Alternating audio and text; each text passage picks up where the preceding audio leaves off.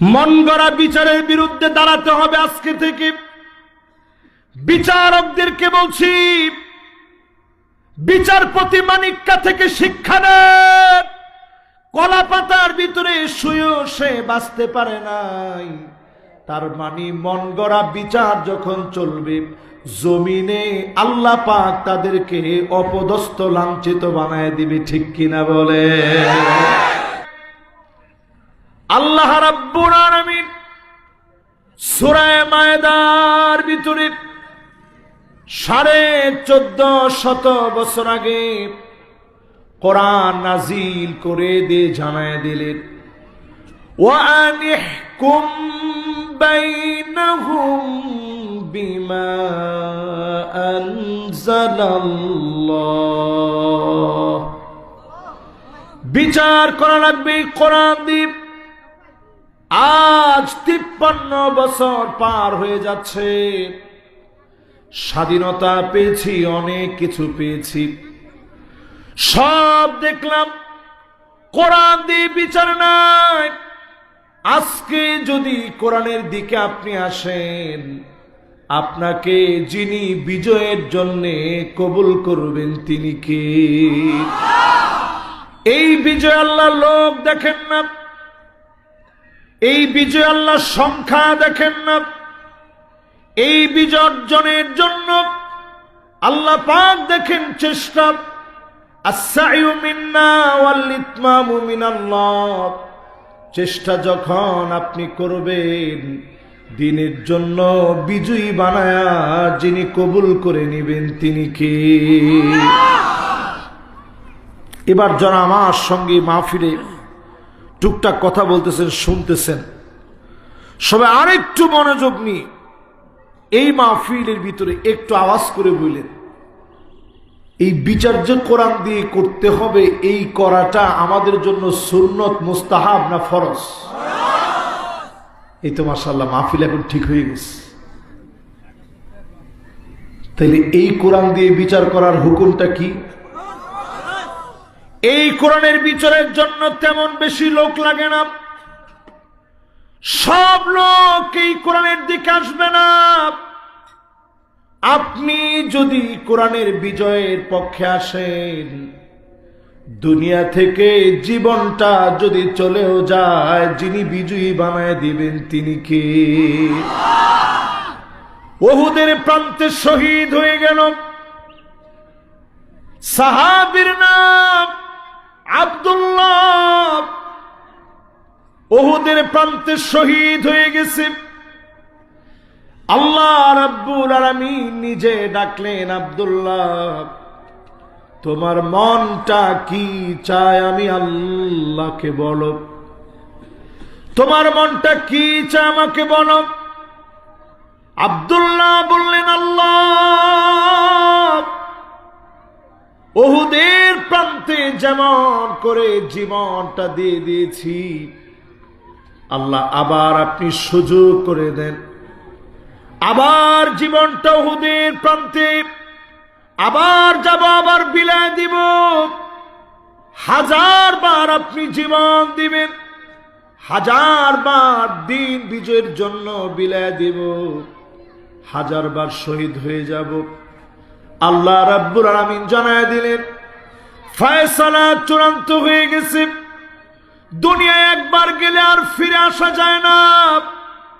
একবার দুনিয়ায় আসা যায়, চলে গেলে আর ফিরে আসা যায় না, পুনর্জন্ম গ্রহণ করা যায় না। সঙ্গে সঙ্গে আল্লাহ পাক আব্দুল্লাহকে বললেন, আব্দুল্লাহ শোনো, তোমার মর্যাদা আমার কাছে অনেক বেশি। এই দিন বিজয়ের জন্য তুমি কষ্ট করেছ, জীবন আল্লাহর রাহে বিলায় দিয়েছ। আল্লাহ নবীর কাছে আল্লাহ ওহী নাজিল করে জানায় দিলেন, আব্দুল্লাহর সঙ্গে আমি সরাসরি কথা বলেছি। আব্দুল্লাহ বারবার উহুদে যেতে চান, জীবন বিলায়ে দিতে চান। আমি জানায় দিয়েছি, একবার দুনিয়া থেকে আসলে কোনো দিনের জন্য আর দুনিয়ায় ফিরে যাওয়ার সুযোগ থাকে না। ঠিক কিনা বলে?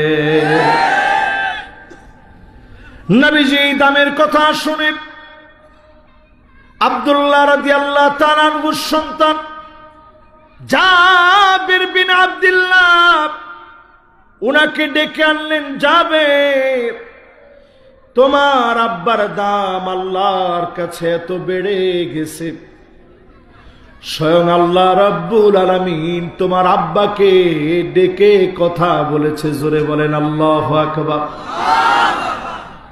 জাবেরের চোখগুলো ছলছলে হয়ে গেছে। আমার আব্বার দাম এত বেড়ে গেছে, জীবনটা আল্লাহর রাহে দি আমার আব্বারে আল্লাহ ডেকে কথা বলে। জোরে কোন আল্লাহু আকবার। নবীজি বললেন, জাবের রে, তোমার জন্য আমি কি করতে পারি? জাবের রাদিয়াল্লাহু তাআলা আনহু বললেন, ওগো নবীজি, আব্বা উহুদের প্রান্তে শহীদ হয়ে গেছে, তেমন কিছু রেখে যেতে পারে নাই। অনেক পাওনাদার, অনেক টাকা পয়সা পাবে। নবীজি বললেন, জাবের ঘরের ভিতরে কি আছে? সামান্য কয়টা খেজুর ছাড়া কিছুই নাই। কিছু খেজুর আছে। সঙ্গে সঙ্গে নবীজি বললেন, জাবের, ঘরের ভিতরে যাও, খেজুর গুড়া নিয়ে আসো। আল্লাহর নবী খেজুর গুড়ার ভিতরে ফু দিয়ে একজন একজন করে পাওনাদারকে ডাকলেন, বিসমিল্লাহ বলে ফু দিলেন, নিজ হাতে ওজন করলেন, একজন একজন করে বিদায় করলেন। নবীজির বরকতি হাতে ওজন করে করে বিদায় করে দিলেন। সামান্য খেজুর দিয়ে সব পাওনাদারদের পাওনা পরিশোধ হয়ে গেল। অবশিষ্ট খেজুরগুলো জাবের রাদিয়াল্লাহু তাআলা আনহুকে নবীজি নিয়ে যেতে বললেন। এই জমিনে যারা দিন কায়েমের জন্য ক্লান্ত পরিশ্রম করেছে, তাদেরকে যিনি চিরস্মরণীয় বানায় রেখেছেন তিনি কে? আরেকজন সাহাবীর কথা শোনাই, মুসাব বিন উমাইর। কষ্ট হচ্ছে আপনাদের? বাবারা, মেহরবানি করে, আমার মাহফিলে কিন্তু কথাবার্তা হয় না। থাক, অসুবিধা নেই, এটা ভলান্টিয়ারদের দায়িত্ব। ভলান্টিয়ার যারা আছে, মেহরবানি করে একটা আওয়াজ হবে না। আমি কিন্তু মাহফিলে বসার পরে খুব গরম, রুমের ভিতরে বসা অবস্থায় খুব নরম, যা বলবেন আমি শুনতে রাজি। মাগার মাহফিলের মাইক যখন আমার হাতে আসে, আমার জীবন চলে গেলেও কোরআন হাদিসের বাহিরে একটা কথাও এই মাইক থেকে বিগত দিনে বলি নাই, এখন তো সম্ভবই না। ঠিক তো কয় না? এই জন্য যারা এদিক সেদিক আছেন, মেহরবানি করে বাবারা সব বসতে হবে। আমরা সব গুনাহগার, দাঁড়ায় থাকার মতো কোনো বড় রকমের কিছু আমরা হয়ে যাইনি, সব বসে পড়ি। ইয়ংরা মনে করতেছে আমাকে গুনাই নেই, আসেন। বুঝলেন, আল্লাহ বাঁচাইছে। আমার হাতটা যদি খালি লম্বা হইতো, টান দিয়ে নিয়ে আসতাম যে আসেন, কিন্তু হাতটা তো লম্বা করার স্রোত নাই। মাশাআল্লাহ, এই তো ইয়ং জেনারেশন মাশাআল্লাহ বলতেই রাজি হয়ে গেছে। জোরে করে আল্লাহু আকবার। তাহলে বিচার চলবে জানি কি দিয়ে? আর একটু জোরে কোন কি দিয়ে? কোরআন দিয়ে বিচার চলবে। মুসআব বিন উমাইরের কথা বলছি। আউয়ালু সাফির ফিল ইসলাম, ইসলামের প্রথম অ্যাম্বাসিডর। এই জমিনে দিন কায়েমের জন্য একটা টুকরা কাপড় পর্যন্ত কবরে নিয়ে যেতে পারে নাই। ছোটখাটো একটা কাপড় উহুদের প্রান্তে যেদিন শহীদ হয়ে গেলেন, এমন ছোট কাপড় দিয়ে কাফনের কাপড় হিসাবে জড়ায় দিয়েছে। আল্লাহ নবী বলেন, মাথাটা ডাকলে পাটা বের হয়ে যাচ্ছে, পা ঢাকলে মাথা বের হয়ে যাচ্ছে। নবীজি বললেন, ইযখির নামক গাছ দিয়ে পাটাকে তোমরা ঢেকে দাও। মাথাটাকে কাপড় দিয়ে ঢেকে দাও। এই দিন প্রতিষ্ঠা করতে গিয়ে, কোরআনের রাজ কায়েম করতে গিয়ে এক টুকরা কাপড় নিতে পারে নাই। নবীজি ঘুম থেকে উঠলে পিঠের মধ্যে চাটাইয়ের দাগ পড়ে যেত। হযরত ওমর নবীজির ঘরে একদিন অনুমতি নিয়ে গেলেন। অনুমতি নিয়ে যখন প্রবেশ করলেন, নবীজি শোয়া থেকে উঠে বসলেন। তাকায় দেখে এত সম্মানী নবী, কুল কায়নাতের নবী, রহমাতুল লিল আলামিন ঘুম থেকে উঠেছে। চাটাইয়ের দাগগুলা পিঠের মধ্যে পড়ে গেছে। হযরত ওমর ছোট বাচ্চার মতো কান্না শুরু করলেন। কান্না শুরু করে হযরত ওমরের কান্না এত বেড়ে গেছে, আল্লাহর নবী বললেন, মায়ুকি, ওমর রে, কোন জিনিস তোমাকে এত পরিমাণ কাঁদাচ্ছে? কেন আজকে তোমার চোখে পানি? হযরত ওমর বললেন, রোম পারস্যের সম্রাটদের কি এমন আছে? এত সুখ শান্তি তারা করে, আর আপনি এত কষ্ট করেন দিন কায়েমের জন্য। আল্লাহর নবী বললেন, ওমর শোনো, ফালাহুমুদ দুনিয়া ওয়া লানাল আখিরাহ, তাদের জন্য শুধুমাত্র দুনিয়া, আমাদের জন্য আখিরাতের দুয়ার যিনি খুলে দিবেন তিনি কে? এই মাহফিলে যারা বসলেন, আল্লাহর কসম করে বলি, দিন কায়েমের জন্য আসেন। আসমানের দুয়ার খুলে অজস্র রহমত, জমিনের সব বরকত যিনি আমাদেরকে দান করে দিবেন তিনি কে? আবার বলেন, বিচার চলবে কি দিয়ে? আসতে বলেন, কি দিয়ে? ওয়ালা তাত্তাবি' আহওয়াহুম, মন গড়া বিচার চলবে না। ওমা, কার কথা? সবাই হা করে বসে আছে। হুজুরের চেহারাটা আগে দেখি। আমার চেহারা দেখে কিন্তু কোনো লাভ নাই। আমার চেহারা ওইরকম কোনো সুন্দর কিছুই না, আল্লাহ যতটুকু বানাইছে আলহামদুলিল্লাহ। আচ্ছা, কোন মন গড়া বিচার চলুক চান? না না না, চান তো আপনারা, শুধু ক্যামেরাম্যান দুইজন চায় না, আর আপনারা সবাই মন গড়া বিচার চান। 16 বছর অনেকে ঘরের মধ্যে ঘুমাইতে পারেন নাই। এটা কি ঠিক না বেঠিক?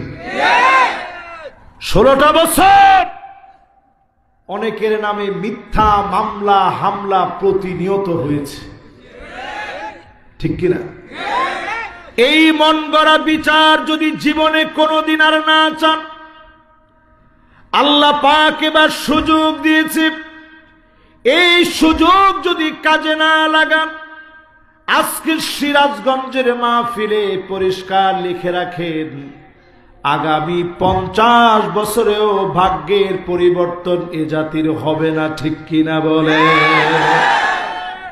মাশাআল্লাহ, এখন দেখি একটু ঠিকঠাক জোরে জোরে বলতেছি। সব ঠিকঠাক জোরে জোরে বলবেন। আমি আলেমদেরকে মনে করায় দিতে চাই, মন গড়া নীতির দিকে আর একটা কদম যেন লোকেরা না যায়। দাওয়াতি মাহফিলে, জুমার খুতবায়, সব জায়গায় আমাদের প্রচার করা লাগবে, ঠিক কিনা বল? তাহলে সামনে দিন আসবে এমন, গাছের ভিতরে আলেমদেরকে লটকায় রাখবে, বলার মতো কেউ থাকবে না। ঠিকঠাক আপনারা যাই বলেন, ঠিক বেঠিক আপনারা যাই মনে করেন, উজবেকিস্তানের মতো দেশ, ইমাম বুখারীর দেশ, ইসমাইল কফফাল আশ-শাশির দেশ, হিদায়ার লেখক বুরহান উদ্দিন মারগানানির দেশ, আকীদার কত বড় ইমাম, ইমাম মাতুরিদি। এমন হাজারো আলেমের দেশ উজবেকিস্তান। আমি নিজে সেই জায়গায় গিয়েছি, কোরআন মাটির নিচে পুঁতে রেখেছে উসমানী খিলাফতের শত শত বছর মুসলমানদের রাজধানী। সেখান থেকে একটা মাত্র কাল্পিক কামাল আতাতুর্কের নেতৃত্বে মুসলমানদেরকে ধ্বংস করে দেওয়া হয়েছে। স্পেনের শত শত মুসলমানের রক্তে রঞ্জিত হওয়ার পরে শত শত বছরের ইতিহাস সব ধ্বংস করে দেওয়া হল। মুহূর্তের ভিতরে লাখ লাখ মুসলমানদেরকে শহীদ করে দেওয়া হয়েছে। যদি এখনো আপনি প্রস্তুত না হন, আগামী দিনে এমন দিন আসবে সারা বাংলাদেশে আলেমদেরকে জুলুম নির্যাতন এত করা হবে, গাছে গাছে মেরে মেরে আলেমদেরকে ঝুলায় রাখবে। ঠিক তো কয় না? এবার সহিহ হাদিস থেকে বক্তব্য শোনেন। ঠিক করবেন না মানে আপনি ঠিক না করলে তো আপনার ঝামেলা আছে। সহিহ হাদিসের বক্তব্য শোনেন, কয় দিক থেকে আযাব আসবে একটু শোনেন। মন গড়া রীতির পিছনে অনেক ছুটছেন। এক নাম ও কি করে কমু ও কেমন করে বলতে বলতেছেন? না না না, শক্ত করে বলবো না, নরম করে কইতেছে। আল্লাহ বেশি শক্ত করে কইতে কয় না, একটু নরম নরম করে কই, একটু নরম নরম করে কই। আপনারা নরম নরম করে শুনা দিলের মধ্যে কথাগুলো লাগান। দেখছেন কারবার? মাহফিলে এসে শক্ত কথা শুনবেন, এই শক্ত কথার পরে শক্ত কথার আমল করতে পারবেন তো ইনশাআল্লাহ? আমি খালি এটা দেখি। যতজন এই মাহফিলে বসলেন, তিন ধরনের আযাব আসবে দুনিয়াতে। প্রথম অপশন আল্লাহ দিলেন, কুল হুয়াল কাদিরু আলা আইয়াবআসা আলাইকুম আযাবাম মিন ফাওকিকুম। আল্লাহ বলছেন নবী আযাব আসবে উপরের দিক থেকে। কোত্থেকে? উপরের দিকের আযাব নিয়ে নাসার বিজ্ঞানীরা গবেষণা করল এই আয়াত নিয়ে। উপরের দিকের আযাব কেমন হবে? নাসার বিজ্ঞানীরা গবেষণা করে অবাক হয়ে গেছে। পাথরগুলো আল্লাহ পাক বেল্টের ভিতরে বেঁধে রাখছে। বিচ্ছুরিত হলে এক একটা প্রদেশ মুহূর্তের ভিতরে ধ্বংস হয়ে যাবে। হঠাৎ করে দেশ থেকে দেশ শেষ হয়ে যাবে।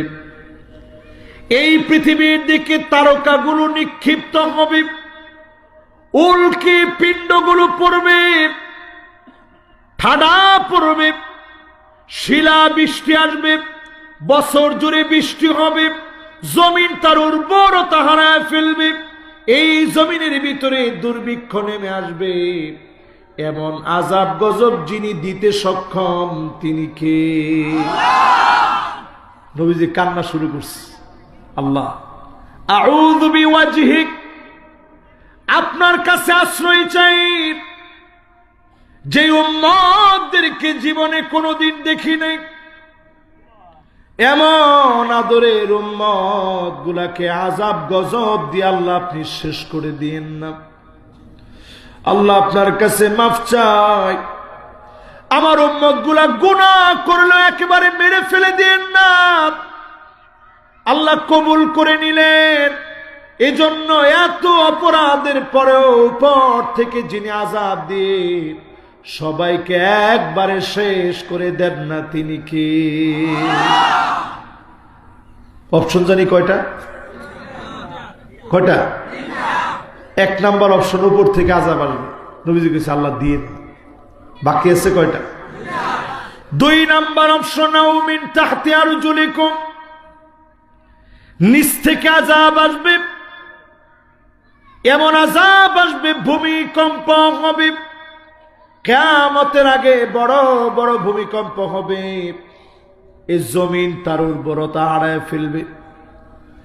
এই জমিনের ভিতরে ভূমিধস হবে, সাইক্লোন হবে, টর্নেডো হবে, ঘূর্ণিঝড় হবে, কত রকমের আযাব গজব নতুন নতুন আসবে। করোনার মতো মহামারী জমিনের ভিতরে ছড়ায় পড়বে, জম্বি ভাইরাসের মতো ভাইরাস ছড়ায় পড়বে, নতুন নতুন কত আযাব ছড়ায় পড়বে। যখন এই আয়াত নাজিল করা হলো, সঙ্গে সঙ্গে আল্লাহ রাব্বুল আলামিনের হাবিব বললেন, আউযু বিওয়াজহিক, আল্লাহ আপনার কাছে পানাহ চাই, একবারে নিচ থেকে আযাব দিয়ে সব উম্মতদেরকে মেরে ফেলে দিন না। যখনই নবীজি আমার আপনার জন্য কেঁদে কেঁদে দোয়া করলেন, যিনি কবুল করে ফেলেছেন তিনি কে? তাহলে অপশন দুইটা শেষ, বাকি আছে কয়টা? আউ ইয়ালবিসাকুম শিয়া, নবী আপনার উম্মত দলে দলে বিভক্ত হবে। ওয়ায়ুযীক বাদুকুম বাসাবাদ, একজন আরেকজনকে মারবে, কাটবে। মুসলমান হওয়ার পরেও মারার ক্ষেত্রে তারা দ্বিধাবোধ করবে না, ঠিক কিনা বলেন? এখন একটু মুসলমানের সন্তানদের দিকে তাকায় দেখেন, 28 অক্টোবরে মুসলমানের সন্তান হয়ে লগি বৈঠা দিয়ে পিটায়া শহীদ করার পরেও নৃত্য করে যারা নাচতে পারে তারা সব হতে পারে, মানুষ তারা হতে পারে না, ঠিক কিনা বলে? কি বুঝলেন?